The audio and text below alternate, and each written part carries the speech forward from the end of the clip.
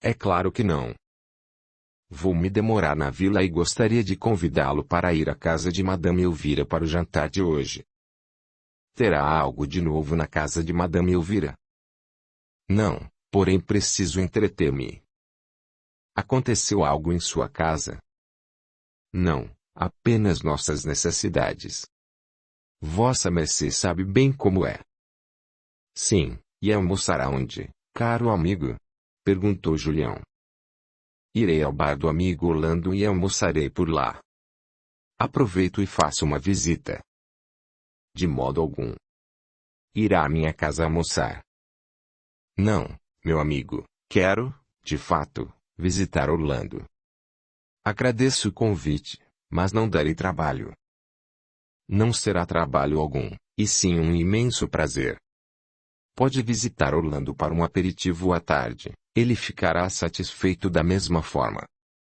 Faço questão de sua presença no nosso almoço. Sendo assim, aceito seu convite e faço questão de que aceite o meu também. Sim, vou acompanhar Vossa Mercê.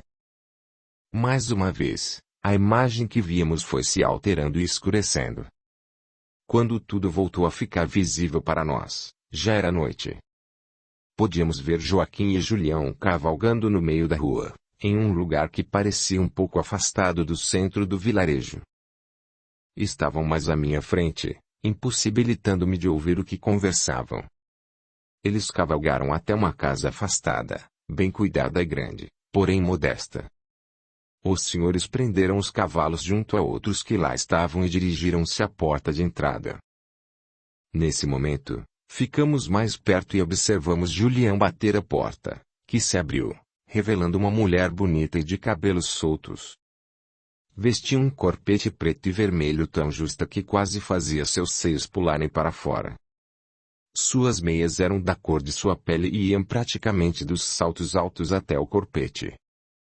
Boa noite, senhores. Há quanto tempo não os vejo por aqui, saudou a mulher. Já entrando na casa, Joaquim respondeu. Boa noite, Elvira. É sempre um prazer vir aqui, porém não tenho me beneficiado de muito tempo. Os afazeres da fazenda não me permitiram vir antes. E, enquanto puxava uma cadeira para que Julião se sentasse a uma das mesas, Elvira questionou. E Vossa Mercê, senhor Julião? Por que se ausentou por tanto tempo? Minha doce Elvira, Vossa Mercê sabe que o desejo de vir aqui é maior do que as possibilidades que meus afazeres permitem, respondeu Julião. Sim, eu sei, mas não fiquem tanto tempo longe daqui. Estávamos com saudades.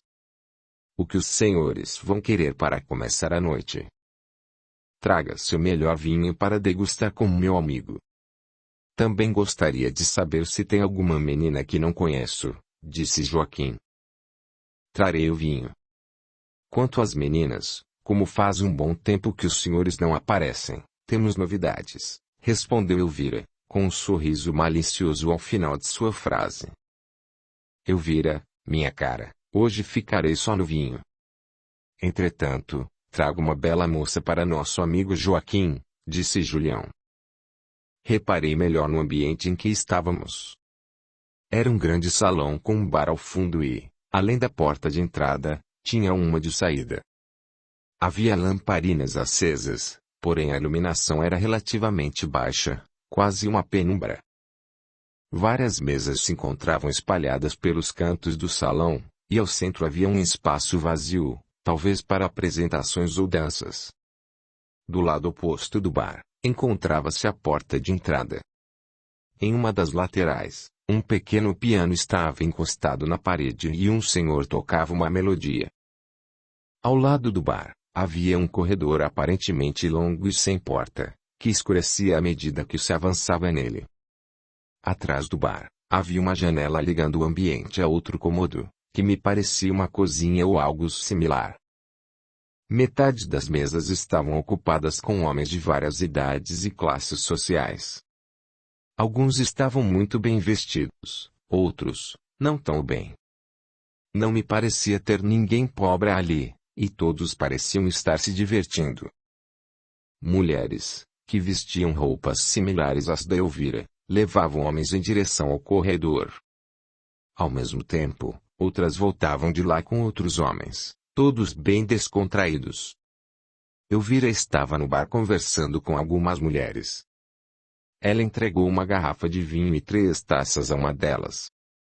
A mulher, então, dirigiu-se à mesa de Joaquim e Julião, aproximou-se, colocou a garrafa e as taças sobre ela e sentou-se ao lado de Joaquim com um sorriso no rosto. Reparei que a mulher era, na verdade, uma linda menina de aproximadamente 16 anos. Seu corpo era bem torneado e tinha o rosto de uma boneca de porcelana. Bem branquinho, olhos amendoados delineados por uma forte maquiagem e lábios pintados com um batom vermelho sangue. Logo que se sentou, foi cumprimentando os senhores. Olá, eu me chamo Rosa e é um prazer conhecê-los.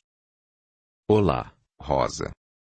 Sou Joaquim, e este é meu amigo Julião. Será que poderia nos servir? Lógico que sim. Então, Rosa abriu a garrafa de vinho e o serviu aos dois e a si mesma. Os senhores tomaram várias taças de vinho enquanto Rosa nem a havia encostado no vinho de sua taça. Rosa levantou a mão, e logo uma das mulheres do bar apareceu com outra garrafa. A cena se repetiu mais 2 vezes e, após a 4ª garrafa, ela disse: E então, Joaquim, vamos entrar? Rosa, não estou em condições de ir aos quartos com vossa mercê. Pagarei por sua companhia, porém desejo ir embora. Joaquim pegou a carteira, colocou algumas notas sobre a mesa e perguntou a Rosa: Esta quantia é o suficiente? Joaquim, pensei que fosse mais generoso. Essa quantia paga apenas os vinhos. Se colocar o dobro, serei bem boazinha com vossa mercê da próxima vez que vier. Então, Joaquim colocou mais dinheiro em cima da mesa. Rosa pegou o restante do dinheiro e o colocou dentro do corpete. Joaquim se levantou, despediu-se de Elvira e, junto a Julião, saiu da casa. Confesso que me surpreendi, pois achei que aconteceria algo na casa de Elvira. Enquanto Joaquim pegava seu cavalo, Julião disse: Caro amigo, durma em minha residência, a distância até sua fazenda é grande. Amanhã bem cedo, vai para casa. Peço a um escravo que vá agora até lá e avise a sua família para que não se preocupem. Não, vou para a minha casa agora mesmo. Preciso ir. Mais uma vez, vi a imagem mudando à minha frente e, em seguida, vi Joaquim cavalgando por uma estrada no escuro e algumas luzes à frente. À medida que as luzes se tornavam mais visíveis, comecei a identificar que vinham da casa grande da fazenda de Joaquim. Ele permaneceu cavalgando e tomou o rumo dos fundos da residência. Cavalgou até um estábulo na parte de atrás, desceu do cavalo e puxou as rédeas dele até uma coxia. Chegando lá, deixou o cavalo, fechou a porta e se dirigiu à casa cambaleando. Dava para ver que o vinho havia afetado, porém ainda era possível andar sem muitos problemas. Em vez de se dirigir até a porta da frente, Joaquim entrou por uma porta localizada nos fundos da casa. Como estava escuro, ele voltou ao estábulo, pegou uma lamparina e retornou à casa pela mesma porta. Então seguiu em frente até um corredor e continuou andando até uma porta lateral. A porta levava a um quarto com 4 camas, mas apenas 2 estavam ocupadas. Ao entrar, acordou uma das pessoas que dormia. Senhorzinho, aconteceu alguma coisa? Não, volte a dormir, preciso falar com Bernadette. Bernadette, acorde. Aconteceu alguma coisa com as crianças, senhorzinho? Insistiu Já lhe disse que não, Bernadette, preciso de você, a Laura está com medo. Ao ouvir o que ele disse, meu estômago se revirou. Bernadette, acorde. Venha, a Laura precisa de você, Joaquim chamou novamente. Senhorzinho, chamou o senhor quer que eu vá ajudar? Bah, já lhe falei que preciso da Bernadette. Só ela poderá ajudar. Então, Bah levantou-se e foi até a cama de Bernadette. Bernadette, chamou, acorde, minha filha. A sinhazinha Laura precisa de ajuda e parece que ela só quer você. Vá com o senhorzinho e acalme Laura. Bernadette se levantou sonolenta, vestiu um robe e caminhou na direção de Joaquim. Os dois se dirigiram a uma saída na direção oposta, fazendo-me crer que tomavam o rumo do quarto de Laura. Assim que Joaquim fechou a porta do quarto, disse: Bernadette, Laura não está no quarto. Ela está lá fora e não quer voltar para casa. Lá fora, senhorzinho. Como ela saiu? Eu não sei como ela foi parar lá, só sei que a vi no estábulo quando cheguei. Tentei em vão demovê-la da ideia de permanecer lá fora, mas ela só chamava por vossa mercê. Porque o senhor não pegou ela no colo e trouxe para casa? Insistiu Bernadette. Ela se debateu muito. Só quer vossa mercê. Bernadette saiu da casa pelos fundos, logo seguida por Joaquim. Os dois caminharam em silêncio na direção do estábulo. Quando alcançaram o estábulo, Joaquim abriu a porta, e Bernadette entrou olhando ao redor. Onde está Laura? Perguntou Bernadette. Não sei, respondeu Joaquim. Será que ela fugiu, meu Deus? Vamos procurá-la. Contudo, Joaquim segurou o braço de Bernadette, fazendo-a olhar nos seus olhos. Ele pendurou a lamparina na parede de madeira ao seu lado e disse: Bernadette, há muito venho prestando atenção em vossa mercê. É uma linda mulher, e quero tê-la. Não, senhorzinho, eu não quero. Onde está Laura? Perguntou Bernadette, com medo. Laura deve estar dormindo em seu quarto. Fiz isso porque não suporto mais ter que olhar vossa mercê sem poder tê-la. A partir de hoje, vossa mercê será minha. Nós nos encontraremos neste estábulo sempre que eu mandar, e a terei sempre que desejar. Não, senhorzinho, não posso, não. Assim aí não vai gostar. Enquanto falava, Bernadette tentava, sem êxito, desvencilhar-se de Joaquim.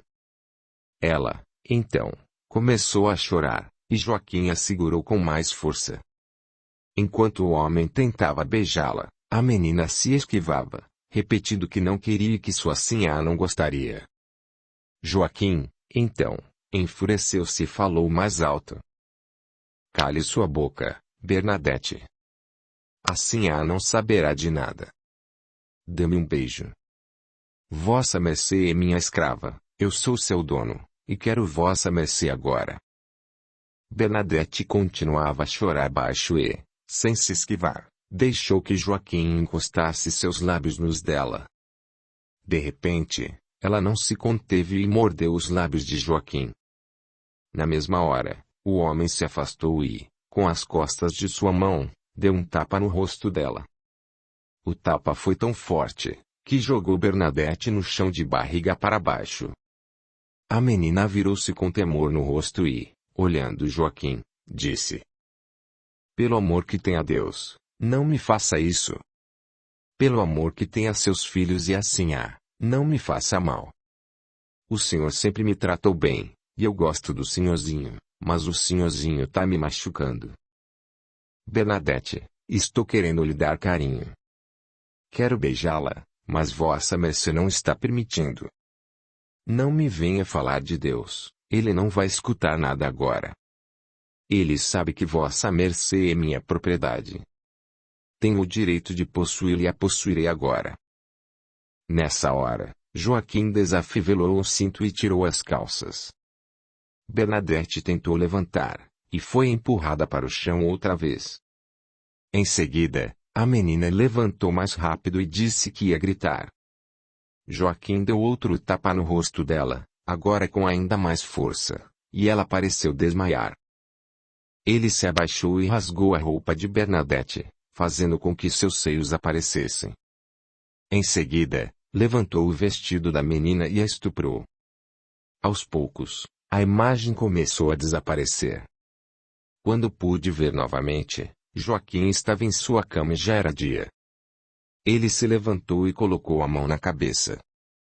Joaquim, está com algum problema? Perguntou Cândida. Não, minha querida, estou apenas com dor de cabeça. Ontem, exagerei no vinho com amigos na vila. Vossa Mercê voltou tarde demais ontem. Nem percebi a hora que deitou ao meu lado. Foram muitas reuniões de negócios e, quando acabaram, não me permitiram sair antes de um aperitivo. Acabei exagerando. Ambos se levantaram da cama, aprontaram-se e disseram para mais um café da manhã. Na sala, a mesa já estava posta. Quando Joaquim e Cândida chegaram à mesa, seus filhos, inclusive Laura, já estavam esperando. As crianças deram bom dia aos pais, que responderam prontamente.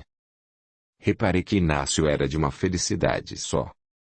Joaquim falou em tom mais forte. Bah, estamos à mesa.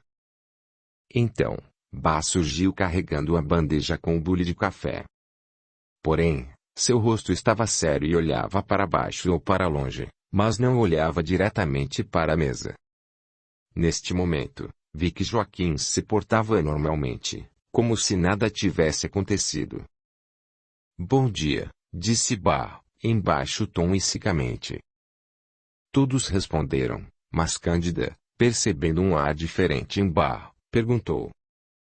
Bah, aconteceu alguma coisa? Joaquim olhou fixamente para Bah, que, olhando para o senhorzinho, logo respondeu. Não, sinhá, não aconteceu nada de errado. Bah, sirva-me o café, pediu Joaquim. Bah foi até Joaquim e serviu o café. Em seguida, serviu a todos da mesma maneira como de costume. Depois que todos terminaram, Bah começou a retirar a mesa. Atenta, Cândida perguntou. Bah, onde está Bernadette? Está de cama, sinhá. Não estava se sentindo muito bem quando acordou, respondeu Bah, enquanto olhava para baixo.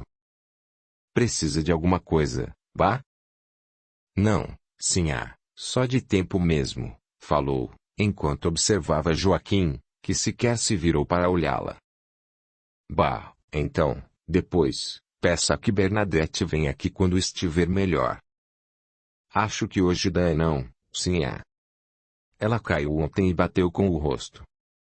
Machucou um pouco. Mas, Bah, como ela está? Vou vê-la. Cândida se mostrava preocupada. Carece não, sinhá. Ela está se sentindo bem, só precisa de um tempo para se recuperar. Enquanto isso, Inácio falava com seu pai. Papai, ontem o José se parecia com o senhor, falando com os escravos, dando ordens e ajeitando-os na lida. Sim, Inácio, José aprendeu bem, e vossa mercê aprenderá em oportunidades futuras. E, como me comprometi, hoje virá acompanhar José e a mim nos campos. Inácio abraçou o pai com muita força e um lindo sorriso no rosto. Mais uma vez, a imagem se modificou e identifiquei Joaquim novamente. Ele estava assentado em uma cadeira imponente e segurava uma taça. À sua frente, havia uma mesa com laterais lindamente trabalhadas, formando desenhos na madeira. Um grande livro estava aberto sobre a mesa e havia lamparinas acesas pelo cômodo, que me pareceu ser um escritório. Do outro lado da mesa, duas cadeiras mais modestas que a de Joaquim, porém luxuosas e muito bonitas, estavam colocadas em sua direção. Atrás de Joaquim, havia uma estante com muitos livros. Uma grande tapeçaria encontrava-se abaixo das cadeiras e da mesa. Havia quadros nas paredes e duas poltronas idênticas posicionadas nas laterais do cômodo. Um busto estava exposto no canto perto da estante e, do lado oposto, encontrava-se uma bandeira branca. Nela, havia uma esfera amilar bordada em dourado, um globo azul posicionado acima da esfera e, no topo, uma cruz da Ordem de Cristo, de cor vermelha. Era uma bela bandeira, e aparentava ser da época do Império. Joaquim escrevia no livro e bebia um pouco de vinho. Após registrar e analisar os dados por algum tempo, fechou o livro, levantou-se e o guardou na estante. Em seguida, apagou as lamparinas, uma por uma, até que o ambiente ficou escuro por completo. Apenas um feixe de luz entrava pela fresta de uma porta. A porta se abriu e a claridade entrou, revelando Joaquim saindo do escritório. Na sala, caminhou em direção às escadas e começou a subi-las. Quando alcançou a metade dos degraus, parou e permaneceu imóvel por alguns segundos. Virou-se, então, e pôs-se a descer as escadas. Seguiu em direção à porta que levava à cozinha e entrou por ela. O cômodo possuía uma comprida bancada de azulejos azuis e brancos que levava até um largo fogão a lenha. Uma grande mesa quadrada com objetos bem arrumados estava situada no centro do aposento. Panelas e utensílios organizavam-se na bancada perto da parede, e uma lamparina bem fraca transmitia um toque de luz ao ambiente, permitindo enxergá-los sem problemas. Joaquim apanhou um lindo castiçal com uma vela de cera bem escura e a acendeu. Sem demora, continuou caminhando até chegar a uma passagem, por onde entrou e seguiu caminhando. Ela levava a uma escada que se estendia até a parte baixa do casarão. Reconheci o corredor onde estávamos após descermos a escada. Era o mesmo corredor que levava ao quarto de Bá e Bernadette.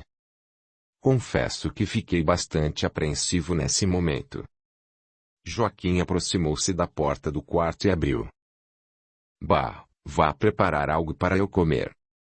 Estou com fome e quero uma ceia antes de me deitar.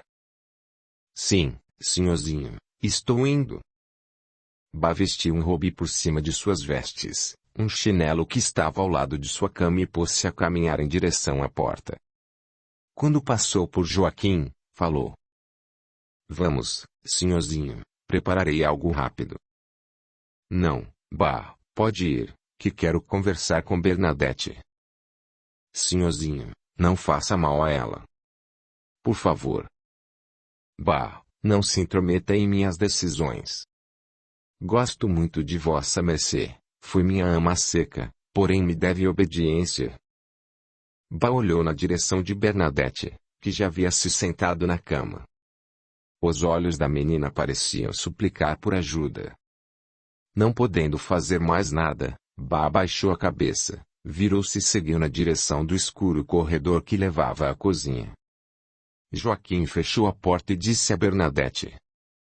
Minha jovem, acho que já teve tempo de se recuperar. Viu que não adianta resistir, portanto, coopere desta vez. Por favor, senhorzinho, não quero mais. Por favor, suplicou Bernadette. Bernadette, cale-se e aceite o prazer que lhe proporcionarei. Mais uma vez, Joaquim deitou sobre a jovem e a estuprou. Dessa vez, tudo aconteceu sem que Bernadette resistisse. A imagem se modificou mais uma vez. Era noite e Joaquim subia as escadas. Ele caminhava pelo grande corredor com várias portas duplas, todas bem grandes. Seguiu andando até chegar a uma porta dupla que estava com uma das bandas aberta. Lá dentro, encontravam-se Bernadette e Laura, e as duas brincavam. Era um lindo quarto com duas camas, uma grande casa de bonecas e vários brinquedos. Ao perceber a presença de Joaquim, Bernadette baixou a cabeça e mudou sua feição de alegria para a tristeza. Laura, porém, continuou a brincar junto à casa de bonecas. Bernadette, vá para seu aposento hoje após o jantar, disse Joaquim em baixo tom. Ouviu-me? Sim, senhor. Novamente, a imagem se modificou. Joaquim encaminhava-se ao quarto de Bernadette. Ao entrar, encontrou Bernadette deitada na cama, foi em sua direção e disse. Vossa mercê é muito bela e estou amando-a. O sentimento que tenho é verdadeiro, porém é minha escrava e não posso lhe dar mais do que dou. Entretanto, Continuarei amando vossa mercê para sempre, e será só minha para o resto da vida.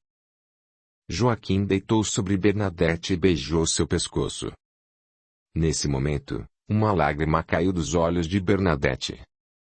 Então, a menina pegou o castiçal que repousava em um criado mudo ao lado de sua cama, levantou-o bem alto e abaixou-o com força na direção da nuca de Joaquim. Ele se virou por reflexo, evitando o golpe, enquanto Bernadette levantava e corria pela porta. Joaquim correu atrás da menina, chamando-a, porém Bernadette conseguiu chegar até a cozinha. Bá se encontrava lá, arrumando e lavando o que parecia ser a louça do jantar em uma grande bacia. Quando Joaquim estava prestes a alcançar Bernadette, a menina pegou uma grande faca e virou-se na direção de Joaquim. Surpreso, o homem disse: "Olhe bem, Bernadette, o que fará com essa faca? Sou muito mais forte que vossa mercê. Minha filha, larga essa faca. Você vai se desgraçar." "Infelizmente, precisa aceitar seu destino", disse Bá. "Escute a Bá, Bernadette. Você morrerá caso consiga me acertar." Bernadette, então, pôs-se a chorar muito, enquanto todos permaneceram em silêncio. Nesse momento, Joaquim pareceu perceber que Bernadette não mais atentaria contra ele e relaxou sua postura defensiva, ficando mais ereto. "Venha, Bernadette, dê-me essa faca. Amo-a verdadeiramente, mas não a terei hoje. Deixarei você repousar, e amanhã conversaremos." Bernadette, que continuava a chorar demasiadamente, disse: "De que adianta me matar se já estou morta, senhorzinho? O senhor me mata um pouquinho todas as vezes que me possui." Nesse exato momento, Cândida entrou na cozinha por trás de Joaquim. "O que Bernadette falou, Joaquim?" perguntou a mulher. Pego de surpresa, Joaquim virou-se rapidamente para Cândida, porém permaneceu em silêncio. "O que ela disse, Joaquim?" insistiu Cândida. "Ora, Cândida, sabe que é direito de todo homem possuir suas escravas. Não me venha com esse moralismo indevido." "Mas me disse que não era assim, que era diferente dos outros." Ignorando o comentário de Cândida, Joaquim se dirigiu a Bernadette, dizendo: "Solte essa faca e vamos conversar. Prometo que chegaremos a um acordo." Chorando incessantemente, Bernadette segurou a faca com as duas mãos, levantou-a bem alto e, em um movimento forte, enfiou a lâmina em sua própria barriga. Bá gritou e correu em direção à neta, que caiu em seus braços. Sentada, Bá retirou a faca da barriga da menina, que demonstrou sentir dor com o ato. Chorando menos que antes, Bernadette olhou nos olhos da avó e, baixinho, disse: "Desculpe, vovó." "Desculpe." Todos permaneceram parados sem crer no que viam, enquanto a menina cuspia sangue no colo da Bá. Pouco depois, Bernadette fechou os olhos, perdeu as forças e morreu no colo da avó. Bá se levantou lentamente e, enquanto chorava copiosamente, aproximou-se de Joaquim. "Eu o amava como se fosse meu filho, senhorzinho." Em seguida, enfiou a faca na barriga de Joaquim, enquanto Cândida gritava: "Não!" Surpreso com a atitude de Bá, Joaquim tirou a faca de sua barriga e introduziu-a no pescoço da escrava, que prontamente caiu morta à sua frente. Sem demora, seguiu cambaleante em direção a Cândida, pedindo por socorro. A mulher colocou um pano sobre o ferimento para estancar o sangue enquanto gritava por ajuda. "José, corre aqui! Rápido!" Em instantes, José chegou à cozinha e se espantou com a cena que viu. "Pai!" gritou o filho. "Filho, não deixe que as crianças entrem aqui. Ordene que Gabriel vá à vila para trazer o Dr. Rubens. Oriente-o a dizer que aconteceu um infortúnio comigo, que me feri caindo do cavalo e uma faca entrou em minha barriga." Peça ao doutor que venha preparado para o tratamento, instruiu Joaquim. Então, a imagem escureceu aos poucos e sumiu definitivamente. Após algum tempo, Bruno perguntou ao nosso amigo: Como está, Daniel? Estou muito triste e assustado. Não sei se quero mais passar por isso. Há alguma forma de eu não me lembrar de nada, de não participar dessa relembrança? Não quero mais, eu senti tudo o que aconteceu. Calma, Daniel. Logo o ajudaremos a se acalmar e não se lembrará de nada quando voltar ao seu corpo. Mas lembrarei quando voltar aqui, não é? Pode ser que sim, meu amigo. Mas também pode ser que não. Prefiro não lembrar. Não quero me lembrar de mais nada. Posso participar sem estar presente. Daniel, você precisa estar presente. Entretanto, podemos ver se conseguimos que esteja em torpor ou que não se lembre de nada assim que voltarmos para este ambiente. Veremos o que fazer. Em seguida, dirigiu-se a mim. André, podemos abrir os olhos. Abrimos os olhos e pude ver que Daniel estava com um semblante carregado, com o rosto pesaroso e cansado. Daniel receberá fluidos de energização agora, mas não serão dados por nós, pois também desprendemos muitas de nossas energias com essa experiência. Nossos companheiros espirituais estarão aqui para completarem o processo de esquecimento e de recuperação de suas energias. Devemos sair agora. Deixamos o quarto e 2 homens já aguardavam na sala junto a Dona Ermelinda. Quando nos viram, falaram a Bruno. Podemos? Sim, irmãos, podem ir. Os 2 se despediram cordialmente e seguiram para o quarto de Daniel. Em cima da mesa, estavam uma jarra de suco e 4 copos. Dona Ermelinda serviu os 2 que não haviam sido utilizados e nos entregou. Bruno agradeceu e bebeu, enquanto eu experimentava aquele suco maravilhoso mais uma vez. Novamente, lembrei-me de que Bruno não sentia sede, e provavelmente havia bebido por educação. Dona Ermelinda interrompeu meus pensamentos e perguntou: E então, como foi a experiência? A senhora sabe que voltar às vidas passadas nem sempre nos traz boas lembranças.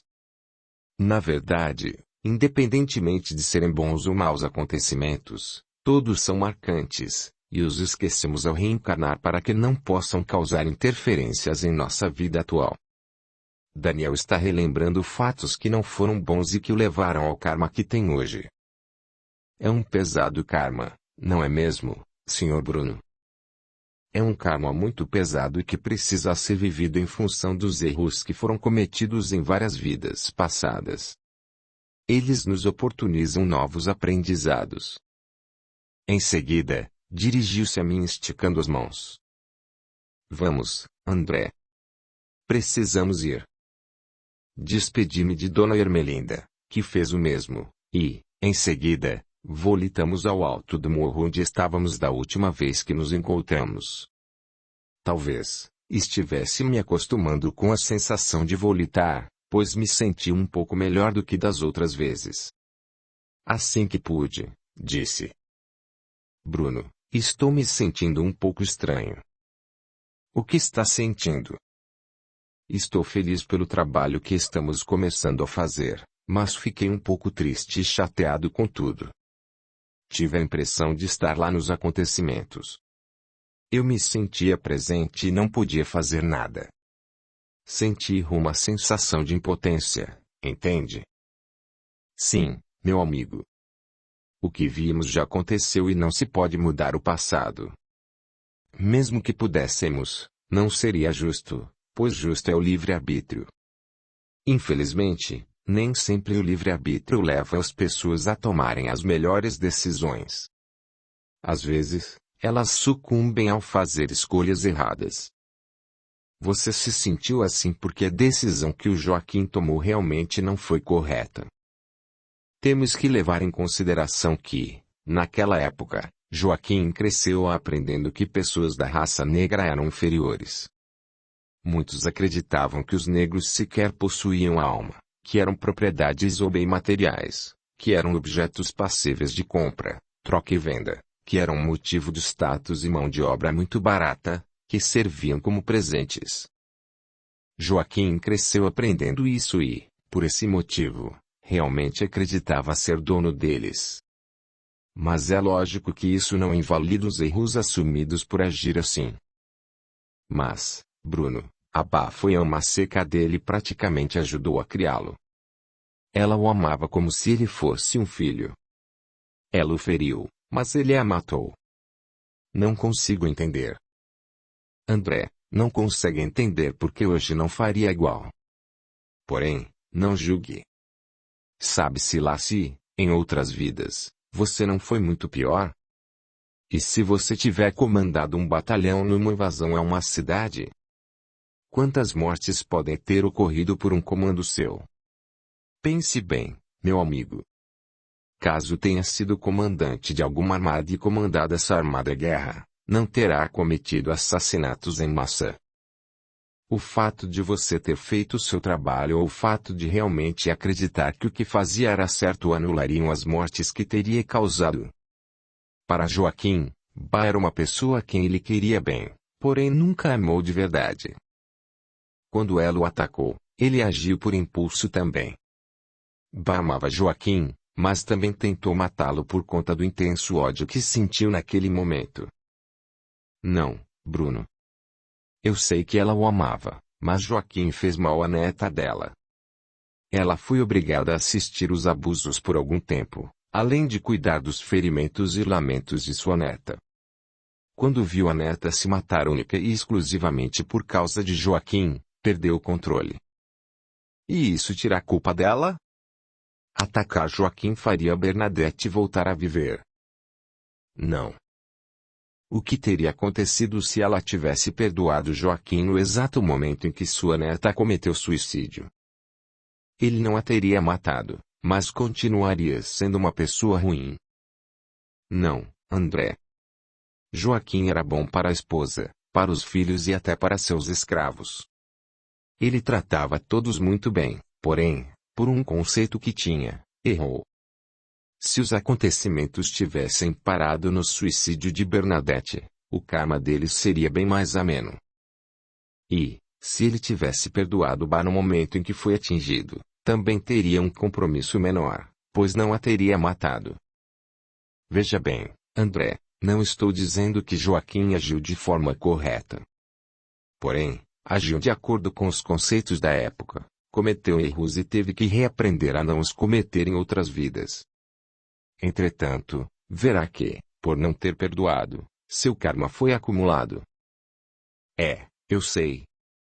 Mas ainda estou um pouco triste, pois me pareceu um filme, só que mais realista. Um filme cujo roteiro já estava pronto e cujas cenas já haviam sido filmadas, e tudo o que eu podia fazer era assistir. Porém, tudo foi verdade e aconteceu. Por isso, ver Bernadette sofrendo daquela forma foi muito ruim. Eu nunca disse que a missão que teríamos seria fácil. Você verá ainda outras vidas de Daniel que também o levaram à atual existência. Como elas também foram muito problemáticas, irá testemunhar mais momentos tristes. Entretanto, deve-se lembrar de que estaremos, mais à frente, proporcionando um bem a ele, a sua família e a todos que se interessarem pela história. Sim, eu sei. E o Daniel? Ele ficou muito mais abalado do que eu. Como ele suportará as próximas vezes? Vamos verificar a possibilidade de Daniel participar e se esquecer imediatamente após a regressão, ou até mesmo a possibilidade de ele não estar consciente, o que será um pouco mais complicado. De qualquer maneira, acharemos uma boa solução. O importante é que ele não levará nada para a encarnação atual e, consequentemente, não atrapalhará a própria evolução. Sabe, às vezes, tenho vontade de saber quem é o Daniel de verdade, saber onde ele mora e conhecê-lo pessoalmente. Você sabe que isso é impossível. Sim, eu sei. E quanto ao Joaquim? Ele sobreviveu à facada dada pela Bá? Sim, André, sobreviveu. Ele teve problemas pelo resto da vida por conta daquela facada, mas ela não foi a causa de seu desencarne. E Joaquim viveu bem com a família, mesmo depois de tudo que aconteceu. Diferentemente de Joaquim, Cândida era uma pessoa muito inteligente e boa. Ela havia se casado com Joaquim por orientação de suas famílias, o que era bem comum na época, mas aprendeu a amá-lo. Ela o perdoou, e isso fez com que vivessem bem pelo tempo que lhes restava na vida terrena. A família também entendeu o que aconteceu. A pessoa que mais sofreu foi Laura, que amava a Bernadette profundamente. Mas ela superou a perda depois de algum tempo. E quanto às pessoas que se separam por problemas conjugais? Na traição, em brigas constantes que envolvem até mesmo ofensas e agressões físicas. Ainda assim, as pessoas deveriam se perdoar e ficarem juntas. Para a humanidade hoje, o perdão ainda é difícil. O mais importante é que podemos levar conosco o amor verdadeiro, o amor que leva ao perdão. Veja bem, você não necessariamente precisa amar a pessoa para perdoá-la. O ato de perdoar vem no amor que você tem pela vida, pelas pessoas, por Deus e por você mesmo, pois é preciso amar a nós mesmos para que consigamos perdoar. E os tempos mudam, hoje as pessoas se separam e encontram novos amores, e não há problema nisso. Uma pessoa pode mudar totalmente sua existência depois que um amor termina, transformando completamente sua vida. Em alguns casos, mudam-se até os gostos dessas pessoas, pelo fato de precisarem se afinar com outro indivíduo.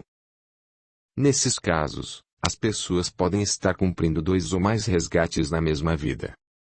O que não deve acontecer é permanecer no erro, causando mais dores a si e ao outro. O ideal é que as pessoas se perdoem pelos erros cometidos, tornando-se amigos verdadeiros e fraternais. Entretanto, sei que isso é muito difícil de acontecer. Enquanto eu pensava no que acabara de ouvir, ele prosseguiu. Muitas vezes, os karmas da vida são aumentados pela falta do perdão.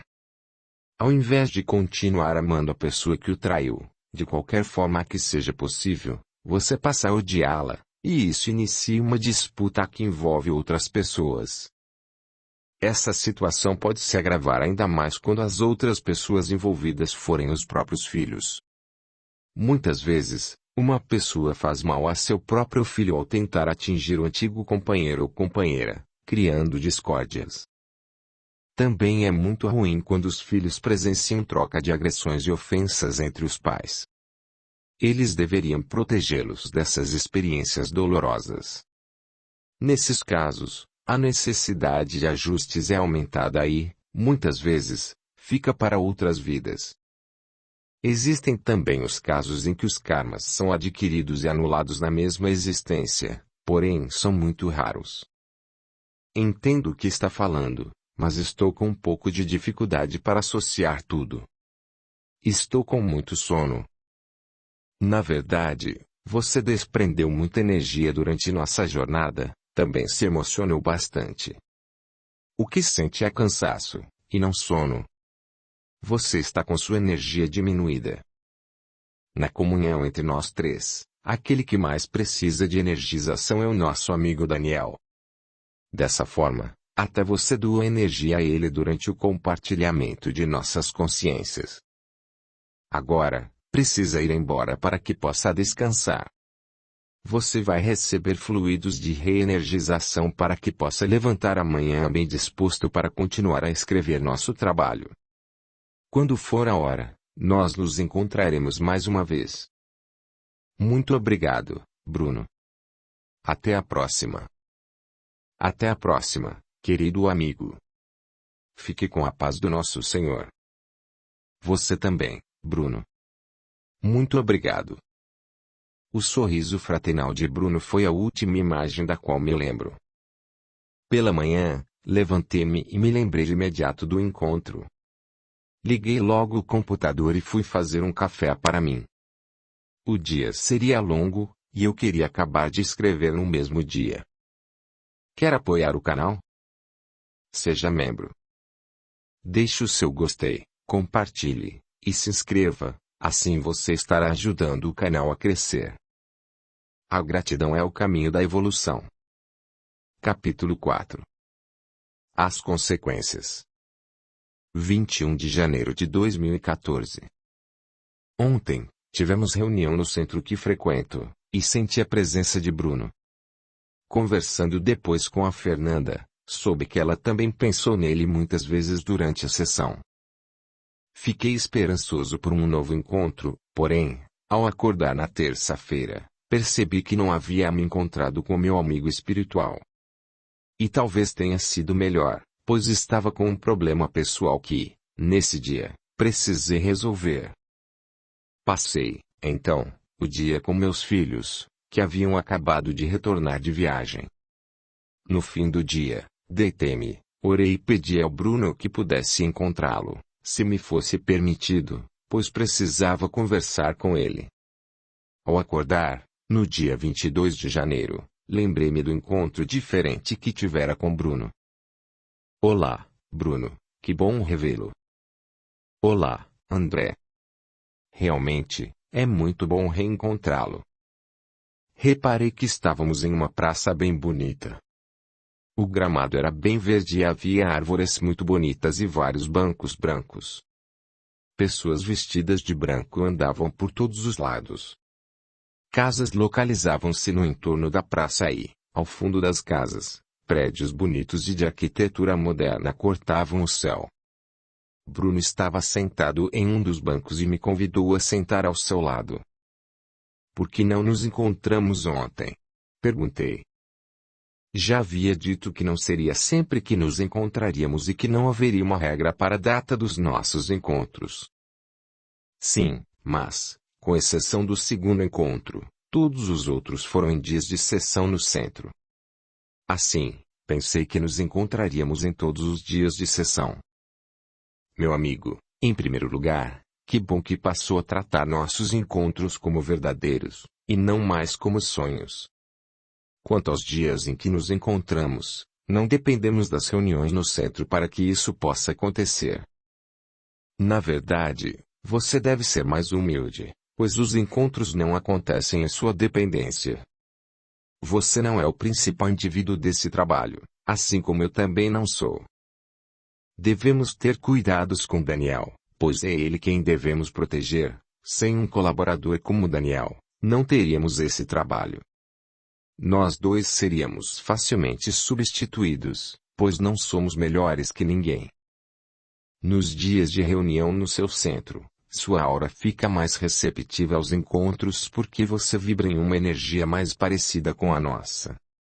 Seus companheiros encarnados também vibram em energias parecidas, alguns mais e outros menos, dependendo de como pensam e agem dentro e fora do centro. Se tudo colaborar para que possamos ter os encontros e se eles forem autorizados a ocorrer próximos aos dias de reunião no centro espírita que frequenta, nós esperamos que eles aconteçam, pois a sua energia estará mais condizente. Não quis parecer pouco humilde. Eu realmente não havia pensado que os encontros dependiam do Daniel, o que é totalmente justo e possível. Sei que sou totalmente substituível, tanto que nunca me achei preparado para esse trabalho. Porém, aceitei de coração e pretendo ir em frente até quando me for permitida essa comunicação com vocês. Mas, Bruno, por quais motivos o nosso amigo Daniel não estava preparado ainda? Ele está bem? Daniel reviveu emoções esquecidas, momentos dos quais não gostaria de se lembrar. Ele viu que fez muito mal às pessoas que amava, mesmo achando, na época, que fazia a coisa certa. Hoje, ele sabe que errou muito e, apesar de estar submetido às consequências dos erros vividos no passado e de ter se arrependido de todos eles, ficou muito abalado. Por esses motivos, sofreu muito quando reviu sua vida e, mesmo com o auxílio dos mentores espirituais, foi muito difícil fazê-lo esquecer. Ele precisou passar por um tratamento para esquecer as angústias vividas em nosso último encontro. Agora, Daniel está bem, Esqueceu-se do nosso encontro e não vive angustiado. Ele não se lembrará mais de nós? O fato de ele ter ficado muito angustiado com as lembranças resultou em algum reflexo na vida atual? Daniel se lembra e se lembrará de nós, sim. Ele poderia ter se recusado a continuar, como o fez, porém os mentores espirituais conversaram com ele e o convenceram a continuar o trabalho. Contudo, teremos a companhia de outro guia espiritual no momento dos nossos encontros. Esse guia não participará da comunhão de nossa consciência e estará lá apenas para cuidar do nosso irmão Daniel, a fim de fazer com que as memórias dele fluam naturalmente, mantendo em estado de torpor. Daniel estará em um estado mínimo de consciência, praticamente inconsciente. Quanto aos problemas na vida atual, sim, ele teve pequenos distúrbios de comportamento. Ele não se lembrou de nada quando voltou ao seu corpo, mas qualquer coisa o irritava. A família dele também sentiu a diferença.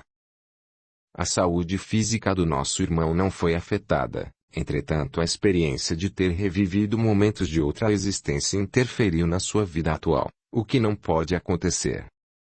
Esta nossa missão interfere na vida de todos os envolvidos, mas o único que não pode ter sua vida alterada nem um pouco é Daniel. Por esse motivo, ele não se lembrará mais dos momentos vividos em outras vidas terrenas. Todos nós devemos nos doar ao máximo, o quanto pudermos. Tanto nós, desencarnados, quanto vocês, encarnados. Temos nossos afazeres dos quais não podemos nos esquecer, mas devemos fazer nosso melhor para que consigamos cumprir nosso trabalho. E, para sabermos se estamos fazendo o nosso melhor, basta nos questionarmos sempre, todos os dias. Dessa forma, conseguiremos nos melhorar a cada dia. Mas você tem alguma previsão de quando teremos outro encontro? Arrisquei. Depois de mais um leve sorriso, Bruno falou. Querido André, você é mesmo muito ansioso, e eu gosto disso, pois é o que o impulsiona a alcançar o que deseja. Porém, tudo em excesso é prejudicial, e deve tomar cuidado para que essa ansiedade não o prejudique. Daniel está pronto? Logo que for permitido, haverá nosso encontro, e terá mais trabalho a fazer. Sorri com a resposta e voltei a falar. Que bom, Bruno, que bom. Estou ansioso, sim, por mais um encontro. Também estou curioso, quero saber tudo o que acontecerá. Mas sei que tudo tem seu tempo e sei que preciso trabalhar essa ansiedade. Então, Bruno me perguntou se eu queria conversar sobre os problemas que me afligiam, e eu respondi que sim. Ele logo me informou que não poderia responder todas as minhas perguntas, mas, ainda assim, conversamos sobre meus assuntos pessoais. Quando encerramos nossa conversa, Bruno se despediu. Meu caro amigo, não há tristeza que não preceda momentos felizes, assim como não há felicidade que não preceda momentos tristes. Devemos escolher bem qual valorizaremos mais e qual ficará mais gravado em nossa memória. Que tal escolher ser feliz? Seja feliz. Até outro dia, e que fique na paz do nosso Pai. Obrigado, Bruno. Muito obrigado por tudo. Em seguida, não me lembro de mais nada. Depois de acordar, fiquei feliz e comecei a escrever. Agora, vou viver tentando escolher ser feliz, o que pode ser bem difícil. Sempre valorizei os momentos de felicidade, mas agora procurarei valorizar mais. Capítulo 5. Os ataques. 16 de fevereiro de 2014. Já havia se passado 1 mês e 10 dias desde o último encontro com Daniel e 3 semanas desde o último encontro com Bruno. Há 2 semanas, Fernanda começou a sentir dores no punho. Ela usa a mão diariamente para digitação no trabalho. Como sou fisioterapeuta, emprestei alguns aparelhos a ela e a ensinei a usá-los, para que ela pudesse fazer seu tratamento diariamente. Apesar disso, a dor continuou a incomodar e atrapalhar seu trabalho, obrigando-a a repousar. Após alguns dias de tratamento, a mão dela melhorou um pouco, mas ainda precisou trabalhar com uma imobilização, adiando, assim, as atividades com os textos deste livro. Ontem, houve sessão no centro, e Fernanda teve a oportunidade de conversar com um guia espiritual de um dos médiuns. Ao ser questionada como estava, ela começou logo dizendo: "Está tudo errado, estou cheia de problemas. Você e o André estão fazendo um trabalho muito bonito, muito importante e bom. Porém, existem muitos espíritos contra esse trabalho, e eles não querem que vocês deem continuidade a ele. Esse é o motivo de toda essa confusão", respondeu o guia. Então, Fernanda associou o início das dores incessantes nos punhos, que a impediam de revisar os textos do livro, com a primeira regressão. Sem acreditar nos seus pensamentos, perguntou: "Então, as dores que venho sentindo nos punhos são por causa disso? E os problemas também?" Audiolivro realizado pelo canal Surya Chand Audiobook. O guia espiritual ficou em silêncio. Entendendo como positiva a resposta, ela perguntou: "Posso fazer algo para melhorar?" Peça proteção a Oxalá e deixe os guias espirituais resolverem isso. O que vocês estão fazendo não será rápido. O trabalho será longo e vai demorar um pouco para concluí-lo, mas será finalizado. Depois da sessão, ela me contou sobre a conversa com o guia. Confesso que fiquei assustado e nos lembramos também de coisas que aconteceram durante esse período, tanto comigo quanto com ela. Em uma madrugada, sonhei que minha casa estava sendo invadida por alguém e, quando acordei, estava em pé contra a porta do meu quarto, empurrando-a e trancando-a. Neste dia, senti meu coração na garganta. Quando percebi que era um sonho, abri a porta e caminhei pela casa. Vi que não havia nada, acalmei-me e voltei para a cama. Fernanda me contou que teve uma experiência semelhante. Estava dormindo e teve a sensação de que havia alguém em seu quarto falando com ela. Acordou bruscamente e viu um vulto em sua porta. Também sentindo o coração extremamente acelerado, ela disse, involuntariamente: "Pode falar", mas ficou sem resposta. Em seguida, sentiu dores fortes no estômago, sem motivos aparentes. Após conversarmos, ela me pediu que, quando chegasse em casa, orasse e pedisse mais um encontro com Bruno. Concordei com ela e assim fiz. Cheguei por volta de 00:30. Tomei banho e, em seguida, fui para a cama. Rezei e pedi a Bruno que viesse ao meu encontro. Logo que fechei os olhos, apaguei. "Olá, terno amigo." Bruno estava, mais uma vez, envolto numa claridade muito grande. Percebi então que, na verdade, a claridade envolvia a nós dois. Estávamos novamente na zona neutra, que se destinava para vibrarmos em uma energia mais alta, evitando que fôssemos importunados por espíritos trevosos. "Oi, Bruno, é sempre bom revê-lo, mas, desta vez, estou preocupado. As coisas não andam muito boas para Fernanda. Por que a estão afetando, e não a mim? Por que não a deixam em paz? Seria mais fácil me afetarem." "Sim, estão ocorrendo muitos ataques a vocês dois, só que você já é um médium mais experiente e tem mais domínio da sua espiritualidade, o que torna mais difícil o ataque a você. Mas, ao atingi-la, também conseguem o atingir, visto que você realmente se preocupa com ela.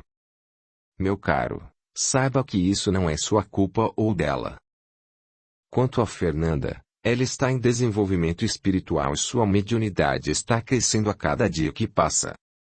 Porém, ela precisa controlar mais os sentimentos, para que eles não interfiram em sua vida. Sei que é muito difícil pedir isso a alguém, pois os problemas sempre afetam nossa vida, mas vocês devem pensar em suas auras como se elas fossem suas peles, seguras e fortes. A cada corte que sofrem na pele, que é um escudo preventivo contra agentes externos, vocês ficam vulneráveis a ataques. Dessa forma, cada problema que realmente nos aflige também nos corta e abre um buraco em nossa aura, tornando-a vulnerável a energias negativas. Mas como eles conseguiram essas brechas?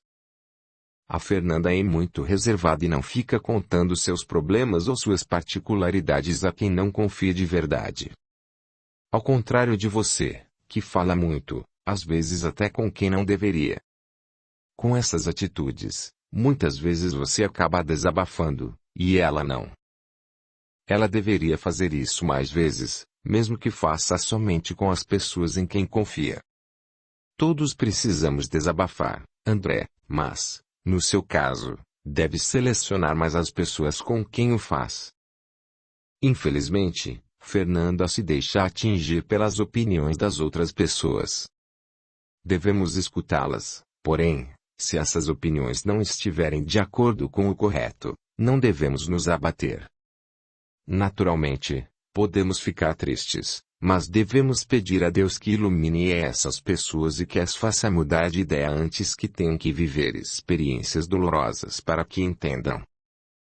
Essas opiniões não nos mudam como pessoas, não mudam nosso caráter e não nos acrescentam em nada. Elas apenas afetam nosso estado de espírito quando nos deixamos levar. Apesar disso, até o livre-arbítrio de pensamentos deve ser respeitado.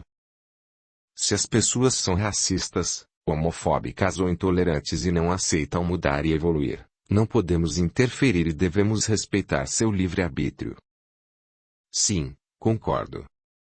Mas é realmente revoltante que, em um mundo que se diz tão evoluído, ainda existam ideias medievais como essas. Mundo evoluído. Eu não classificaria assim. Na verdade, eu o classificaria como mundo em evolução. Se fôssemos todos muito evoluídos, não precisaríamos fazer este trabalho. Nem outros irmãos fariam trabalhos como o que fazemos, as pessoas já seriam evoluídas e não precisariam de ensinamentos. A Terra ainda está em um momento de expiação, passando por um processo de transição para se tornar um planeta de regeneração. Muitos espíritos sucumbiram, e muitos ainda sucumbirão e não poderão continuar neste orbe. Assim como muitos já estão sendo expurgados para outro orbe. Porém, quem permanecer passará por uma evolução mais rápida. O que devemos fazer é orar ao nosso Pai para que nos ajude a termos lucidez e a nos arrependermos de faltas cometidas, e que não caiamos perante a chance de crescimento. Eu a querer que os menos evoluídos consigam crescer em espírito, alcançando, assim, o direito a permanecer. E que os ignorantes aprendam a amar o próximo como a si mesmo. Fácil é amar quem nos ama, difícil é amar aqueles que não nos querem bem. É aí que está a verdadeira caridade, o verdadeiro amor. O que devemos fazer? Você, meu caro amigo, deve ficar mais calado. Não conte do livro a ninguém. Só você e a Fernanda precisam saber da história. Depois que o livro estiver pronto, quem se interessar por ele poderá ler tudo. Você não precisa se antecipar. Isso também vale para a sua vida. Não fique falando dela para muitas pessoas, pois, às vezes, mesmo não querendo, elas atrapalham, uma vez que não vibram na mesma energia que você e acabam envolvendo-o numa energia que não é a sua. Já a Fernanda deve orar pelas pessoas que a incomodam com opiniões infelizes. Não que ela deva parar de expressar a sua opinião, mas também não deve julgar quem pensa diferente. Ela deve orar para que os guias espirituais e o Pai Celestial possam ajudar na reformulação dos pensamentos dessas pessoas, pois nem o pensamento é livre de nos somar karmas. Quem pensa de forma errada e realmente acredita nesses pensamentos agregará ao seu karma mais este pesar e terá que sofrer para que aprenda da maneira mais difícil. Então, não devemos ter raiva dessas pessoas, e sim piedade pelo sofrimento que virão a ter nesta ou em próximas existências. E os encontros? Daniel está bem? Sim, muito bem. Ele se recuperou por completo e conseguiremos fazer com que ele não se lembre das viagens às vidas passadas. Algo parecido com o que fazemos com os médiuns inconscientes, que incorporam e depois não se lembram do que aconteceu durante o período de incorporação. Os encontros não estão acontecendo por conta dos ataques que vocês vêm sofrendo, e não por causa do Daniel. Devemos estabilizar tudo para que voltemos ao trabalho com as regressões.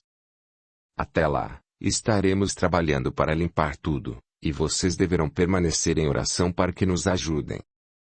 Pode deixar, farei minha parte. Faça-me um favor. Conte a Fernanda que fui eu mesmo quem ela viu no centro, entre a estante das velas e a porta de entrada. Agora devo partir. Mande um fraternal abraço a ela e fiquem sempre no amor do nosso Pai. Darei o recado a ela. Adeus, Bruno, fique com Deus também. Então, Bruno foi desaparecendo como estivesse se apagando e sumiu. Quando acordei, lembrei-me do encontro que tivemos, levantei e, depois de tomar meu café da manhã, sentei e liguei o computador para escrever. Toda vez que eu abria o editor de texto, o computador travava, e eu tinha que desligar e ligar outra vez. Isso se repetiu algumas vezes. Peguei, então, meu laptop e, ao tentar ligá-lo, não consegui. Lembrei-me do que conversei com Bruno e resolvi dar uma olhada na vela que acendo para o meu anjo da guarda. Ela tinha acabado. Acendi outra e orei a Deus que me ajudasse a cumprir meu dever. Em seguida, voltei para a sala e tentei abrir novamente o editor de texto. Desta vez, funcionou e pude escrever. Contei a Fernando ao encontro e dei o recado de Bruno. O Bruno me pediu que dissesse que foi ele mesmo quem você viu outro dia no centro. Quando foi isso? Eu sabia, ela respondeu empolgada. Foi na semana retrasada. Achei que o tivesse visto perto da porta de entrada. Estou arrepiado, ele disse que foi entre a estante das velas e a porta de entrada. Foi lá mesmo. Exatamente. Exatamente lá. E o impressionante é que não comentei isso com você, respondeu emocionada. Nessa hora, até eu me emocionei e disse. Qualquer ponta de dúvida que eu pudesse ter até agora foi embora. E, se eu tinha alguma dúvida de que esse compromisso também era meu, agora se foi. Caiu a ficha de que é verdade, não é? Sim, exatamente.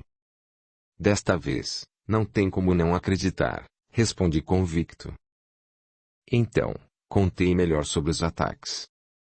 Decidimos cuidar mais do nosso lado espiritual para impedirmos que venha a acontecer de novo. Estávamos ansiosos para saber das histórias que ainda veremos das outras vidas do nosso amigo Daniel. Curta, comente, compartilhe, e se inscreva, se já não o fez. A gratidão é o caminho da evolução. Capítulo 6. O escravo. 20 de fevereiro de 2014. Hoje, após um longo dia, fiz o evangelho no lar com meus filhos, como é de nosso costume às quintas-feiras.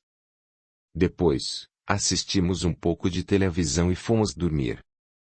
Para minha surpresa, tive mais um encontro com Bruno. Dessa vez, eu estava andando sozinho pela praça onde já o havia encontrado da outra vez. Continuei caminhando após sair da praça e segui adiante. Pouco mais à frente, ele vinha caminhando em minha direção com um sorriso no rosto. Olá, meu amigo. Como está se sentindo? Estou me sentindo bem. Hoje, iremos ver o Daniel. Este será mais um de nossos compromissos para ensinamentos. Hoje, teremos mais uma experiência de regressão com Daniel. Tudo será protegido e orientado por guias espirituais que estão trabalhando, neste momento, no plano de defesa em sua residência e na residência de nossa querida irmã, Fernanda, para que nada dê errado durante todo o período do encontro e da regressão. Isso fará com que nosso trabalho não sofra a influência negativa de nenhum grupo de espíritos trevosos. Mas os ataques dos espíritos trevosos foram tão sérios assim? Sim, caro amigo. Todos os envolvidos e seus familiares e amigos queridos ficaram expostos a sugestões e interferências desses espíritos, que queriam desestabilizá-los e, por tabela, não permitir a concentração necessária em nossos trabalhos. Temos, agora, irmãos protegendo todos os que foram e os que possam ter sido envolvidos nesse esquema, para que os trabalhos continuem sendo realizados. Colocamos postos de defesa próximos a vocês, para os momentos de nossos encontros. Como são os postos de defesa? São postos que impedem a entrada dos espíritos trevosos, pois o local onde vocês repousam sofre assédios. Por isso, é necessário um sistema de defesa provisório no local. Daqui da colônia, controlamos a aproximação desses espíritos, e os que estão nos postos avançados têm conhecimento de tudo o que se aproxima deles.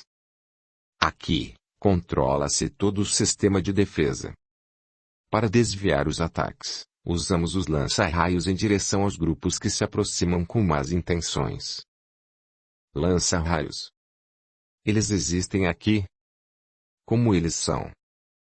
Já aconteceu de vocês usarem esses lança-raios onde moramos? Perguntei, incrédulo. Os lança-raios são canhões de energia. Eles lançam feixes energéticos de forças muito intensas e energias brancas muito fortes. Esses feixes paralisam os espíritos trevosos por algumas horas e não os deixam seguir em frente. Além disso, eles também assustam os que não foram atingidos, deixando-os com medo e fazendo-os desistirem de suas intenções. Sim, já usamos perto da residência de vocês, pois sofreram uma grande investida. Primeiro, os ataques foram com poucos espíritos, mas, à medida que fomos protegendo vocês, as investidas foram se intensificando, até que precisamos usar o lança-raios. Quando não estamos em nossos encontros, protegemos vocês daqui da colônia, mas, quando estamos aqui a trabalho, montamos postos de defesa avançada onde mais necessitamos. Nossa, quantos estão envolvidos nessa tarefa? Muitos, André. Este trabalho realmente é muito importante, e os guias superiores sabem que é assim. Já esperávamos por isso e sempre trabalhamos dessa maneira. Existem equipes preparadas para ajudar em tudo. Mas, se já sabiam, por que não nos avisaram? Se conseguimos conter os ataques sem nenhum problema, para que preocuparíamos vocês? Não funciona dessa maneira. Tudo está decorrendo da forma como deve, pode ficar despreocupado. Agora vamos. Temos muita atividade pela frente.